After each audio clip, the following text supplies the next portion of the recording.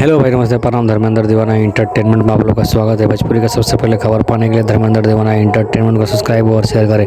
देखिए, power star Pawan Singh के पत्नी जो है, जो नबीनगर, जो उसमें एक जयपुर पड़ता है, ठीक है, वहाँ पे लक्ष्मी पूजा के दिन पावर स्टार पवन सिंह के पत्नी जा रही हैं, ठीक है। तो आप लोग जाइए, अपना द्वार पर बनाइए और पावर स्टार पवन सिंह का जो पत्नी है वहाँ पे जाने वाली है। उसमें कोई प्रोग्राम है, उसमें जा सकती है, ठीक है। जो कि पावर स्टार पवन सिंह चुनाव यहीं से लड़े थे, ठीक है। पावर स्टार पवन सिंह चुनाव हार गए, इसके लिए जो ज्योति सिंह है उसमें जो नबीनगर में जाके अपना प्रचार, मतलब ये सब दिखा रही है कि फिर से पावर स्टार पवन सिंह इसमें चुनाव लड़ेंगे कि नहीं लड़ेंगे, ये तो अभी कंफर्म नहीं है।